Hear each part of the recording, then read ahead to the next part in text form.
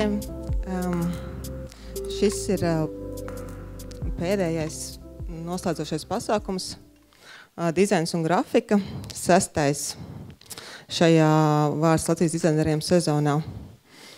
Un līdz ar to kopā būs jau notikuši 12 šādi pasākumi. Un šajā sezonā ir jau vairāk kā 1000 apmeklētāju, tā kā liels paldies jums par interesi un atsaucību. Paldies Valsts kultūra kapitāla fondam par finansiālo atbalstu un visai komandai, kas palīdz īstenot šos pasākumus.